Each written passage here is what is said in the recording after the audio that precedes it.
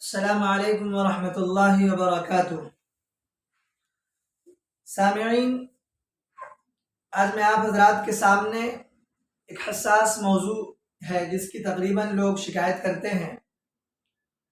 یہ موضوع ہے رزق کی تنگی کا مسئلہ۔ رزق کی تنگی کیوں ہوتی ہے اور اس کے اسباب کیا ہیں اور پھر اس کا حل کیا ہے؟ انشاءاللہ قرآن کے اعتبار سے ہم اس پر آج گفتگو کریں گے۔ تو عموماً دو وجہ سے رزق کی تنگی ہوتی ہے۔ پہلی وجہ یہ ہوتی ہے کہ ہماری کمائی کم ہے، ہماری سیلری کم ہے، کہ ہم بہت کم کما پاتے ہیں، جس کی وجہ سے اس کمائی سے ہمارا گھر جو ہے اور ہماری فیملی کو ہم صحیح سے ان پیسوں میں ہم نہیں چلا پاتے ہیں۔ ایک مسئلہ یہ۔ دوسرا مسئلہ ہے ہمارے پاس بہت سارے پیسے ہیں، ہماری کمائی بہت ہے، ہم مالدار ہیں، لیکن ہماری کمائی میں برکت نہیں ہے، ہمیں اس کمائی سے سکون نہیں ملتا، ہمیں راحت میسر نہیں ہوتا۔ تو آخر وجہ کیا ہے؟ تو قرآن میں اللہ تعالیٰ نے فرمایا کہ فَأَمَّا الْإِنسَانُ إِذَا مَا ابْتَلَاهُ رَبُّهُ فَأَكْرَمَهُ وَنَعَمَهُ فَيَقُولُ رَبِّي أَكْرَمَنِ، کہ جب اللہ کسی کی آزمائش کرتا ہے، کسی کو اللہ نوازتا ہے، دیتا ہے، اس کا اکرام کرتا ہے اور اس کو نعمتوں سے نوازتا ہے، تو وہ یہ کہتا ہے کہ اللہ نے میری تکریم کی ہے، میری عزت کی ہے۔ اور دوسری طرف وَأَمَّا إِذَا ابْتَلَاهُ فَقَدَرَ عَلَيْهِ رِزْقَهُ فَيَقُولُ رَبِّي أَهَانَنِ، کہ دوسری طرف جب اللہ اس کی روزی کو تنگ کر دیتے ہیں تو وہ یہ کہتا ہے کہ اللہ نے ہماری روزی تنگ کر دی ہے، اللہ نے ہماری توہین کی، ہماری اہانت کی ہے۔ حالانکہ ایسا نہیں ہے۔ اس روئے زمین پر جتنی بھی مخلوق ہے، اللہ تعالیٰ نے رزق کی تقسیم اپنی حکمت کے مطابق فرمائی، لہذا رزق میں تنگی ہو تو اسے اپنی توہین سمجھنا بھی غلط ہے، اور رزق میں زیادتی ہو تو اسے لازماً اپنی عزت سے تعبیر کرنا بھی غلط ہے۔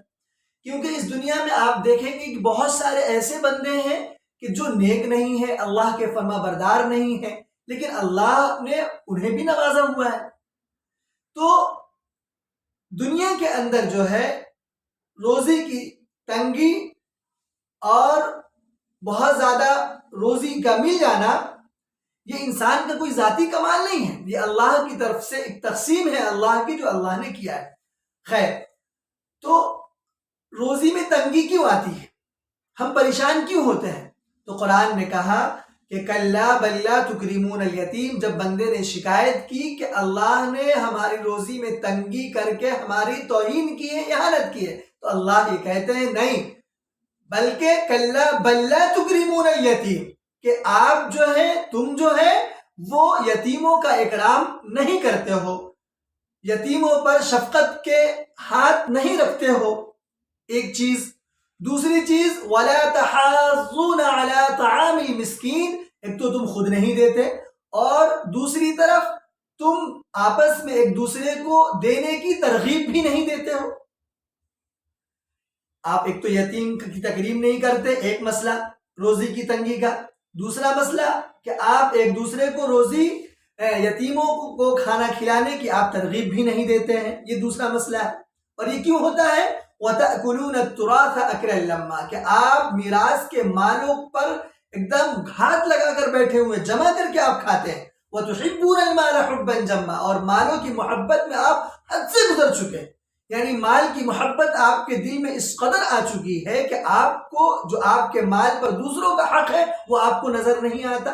حالانکہ حدیث شریف کے اندر ہے، ترمذی شریف ہے، حدیث نمبر 1702 یعنی 1702 میں حضرت ابو درداء رضی اللہ تعالی عنہ روایت کرتے ہیں کہ میں نے رسول اللہ صلی اللہ علیہ وسلم سے یہ کہتے ہوئے سنا کہ ابغونی بضعفاءکم، کہ تم جو ہے مجھے کمزور اور ضعیف لوگوں میں تلاش کرو، غریب لوگوں میں تلاش کرو۔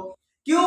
فَإِنَّمَا تُرْزَقُونَ وَتُنْصَرُونَ بِضُعَفَائِكُمْ، اس لیے کہ تمہیں جو روزی دی جاتی ہے وہ کمزور اور ضعیف لوگوں کی وجہ سے، ان کی دعاؤں کی وجہ سے تمہیں روزی دی جاتی ہے، اور تمہاری جو مدد کی جاتی ہے وَتُنْصَرُونَ بِضُعَفَائِكُمْ، کمزور اور بے بس لوگوں کی دعاؤں کی وجہ سے تمہاری مدد کی جاتی ہے۔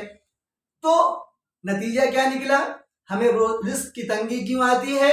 ہم یتیموں کی تکریم نہیں کرتے، ان کی عزت نہیں کرتے، ہم انہیں دے تو دیتے ہیں لیکن اپنے بچوں کی طرح ان پر شفقت نہیں کرتے۔ تو اگر ہمیں روزی کی تنگی سے بچنا ہے تو یتیم مسکین پر ہمیں شفقت کرنا ہے، اور ہمیں ایک دوسروں کو ترغیب دینا ہے تاکہ وہ یتیم اور مسکینوں کو کھانا بھی کھلائے، اور مالوں کی محبت سے ہمیں باہر نکلنا ہے۔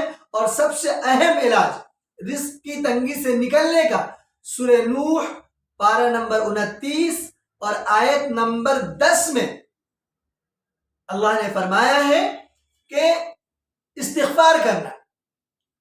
نوح علیہ السلام نے اپنی قوم سے کہا تھا فَقُلْتُ اسْتَغْفِرُوا رَبَّكُمْ إِنَّهُ كَانَ غَفَّارًا، کہ انہوں نے کہا اپنی قوم سے کہ تم اللہ سے استغفار کرو، اللہ سے توبہ کرو، اپنے گناہوں کی معافی مانگو، اللہ تو غفور الرحیم ہے، وہ معاف کر دے گا۔ جب ہم استغفار کریں گے تو استغفار کرنے کا نتیجہ کیا ملے گا؟ یُرْسِلِ السَّمَاءَ عَلَيْكُمْ مِدْرَارًا، اللہ آسمان سے بارش کا نزول کرے گا، وَيُمْدِدْكُمْ بِأَمْوَالٍ وَبَنِينَ، اور اللہ تمہارے مال میں اور تمہارے اولاد میں اللہ برکت دے گا، اس کو بڑھائے گا۔ وَيَجْعَلْ لَكُمْ جَنَّاتٍ، اور تمہارے لیے اللہ باغات تیار کرے گا۔ وَيَجْعَلْ لَكُمْ أَنْهَارًا، اور تمہارے لیے اللہ نہریں نکالے گا۔ تو یہ قرآنی علاج تھا رزق کی تنگی سے بچنے کا۔ ہم امید کرتے ہیں کہ ہم انشاءاللہ رزق کی تنگی سے بچنے کے لیے ہم یتیموں کی تکریم کریں گے اور ایک دوسرے کو کھانا کھلانے کی ترغیب دیں گے، اور ہم انشاءاللہ کثرت کے ساتھ استغفار کریں گے۔ آج کے لیے بس، اللہ تعالی ہم سب کو عمل کی توفیق نصیب فرمائے۔ حضرات، آخر میں ایک بات عرض کرنی ہے کہ نیکی کی طرف رہنمائی کرنے والا نیکی کرنے والے کی طرح ہے، جیسا کہ حدیث شریف کے اندر ہے الدال علی الخیر کفاعلہ۔ تو میں آپ حضرات سے درخواست کروں گا کہ آپ حضرات مفتی محمد جاوید قاسمی کے یوٹیوب چینل کو سبسکرائب کیجئے، اور جس قدر زیادہ سے زیادہ ہو سکے اس کو شیئر کیجئے، اور اگر آپ کو کوئی مسئلہ دریافت کرنا ہے تو آپ کامنٹ میں مسئلے کو لکھ سکتے ہیں، آپ معلوم کر سکتے ہیں، انشاءاللہ پوری وضاحت کے ساتھ جواب دیا جائے گا۔ السلام علیکم ورحمۃ اللہ۔